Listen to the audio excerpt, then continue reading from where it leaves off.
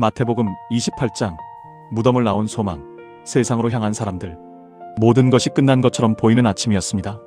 예수님은 십자가에서 숨을 거두셨고 무덤 입구는 큰 돌로 막혀 있었습니다. 막달라 마리아와 다른 마리아는 기적을 기대해서가 아니라 사랑했던 예수님의 무덤을 바라보기 위해 길을 나섰습니다.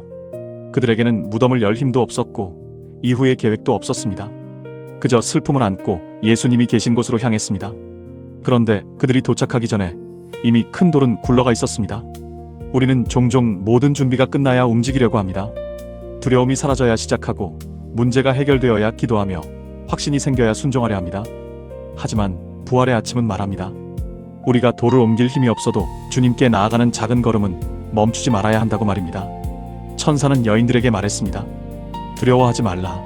예수님은 무덤에 계시지 않았습니다. 말씀하신 그대로 다시 살아나셨습니다. 여인들은 두려움과 큰 기쁨을 함께 안고 제자들에게 이 소식을 전하기 위해 달려갔습니다. 두려움이 완전히 사라진 뒤에 움직인 것이 아닙니다.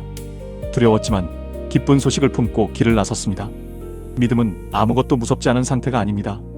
두려움보다 주님의 말씀을 더 믿으며 한 걸음 내딛는 것입니다. 길을 가던 여인들에게 부활하신 예수님이 나타나셨습니다. 그들은 예수님의 발을 붙잡고 경배했습니다.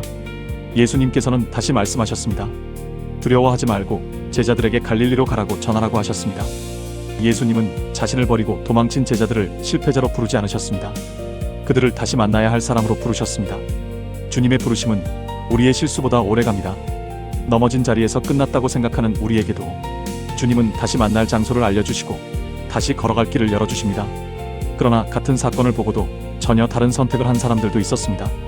무덤을 지키던 경비병들은 일어난 일을 알렸지만 종교 지도자들은 돈을 주며 거짓말을 퍼뜨리게 했습니다.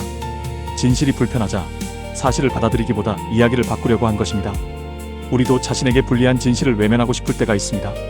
잘못을 인정하기보다 이유를 만들고 책임을 피하기 위해 다른 사람의 탓으로 돌리기도 합니다. 하지만 부활을 믿는 사람은 진실을 감추는 사람이 아니라 진실 앞에서 삶을 바꾸는 사람이어야 합니다. 갈릴리 산에 모인 제자들은 예수님을 보고 경배했습니다. 그런데 그들 가운데에는 여전히 의심하는 사람도 있었습니다.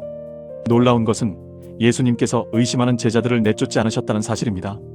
완벽하게 확신한 사람들만 골라 사명을 맡기지도 않으셨습니다. 흔들리는 마음을 가진 그들에게도 세상으로 나아가 모든 민족을 제자로 삼으라고 말씀하셨습니다. 우리는 믿음이 더 강해진 뒤에야 누군가를 도울 수 있다고 생각합니다. 성경을 더 많이 알아야 사랑을 전할 수 있고 삶이 완벽하게 정리되어야 주님의 일을 할 수 있다고 여깁니다. 그러나 예수님은 아직 부족하고 흔들리는 제자들을 세상으로 보내셨습니다. 사명은 완벽한 사람에게 주어지는 상이 아닙니다. 주님과 동행하며 조금씩 자라가야 할 사람에게 맡겨지는 길입니다. 우리가 앞으로 해야 할 일도 멀리 있지 않습니다. 두려워도 옳은 방향으로 한 걸음 나아가야 합니다. 잘못한 일이 있다면 변명보다 진실을 선택해야 합니다. 지친 사람에게 부활의 소망을 전하고 말로만 가르치기보다 우리의 삶으로 사랑과 용서를 보여주어야 합니다. 그리고 혼자 해내려 하지 말아야 합니다. 예수님은 제자들에게 사명을 맡기신 뒤 세상 끝날까지 항상 함께 하시겠다고 약속하셨습니다. 우리가 가는 길에 어려움이 없다는 약속이 아닙니다. 어려운 길에서도 결코 혼자가 아니라는 약속입니다.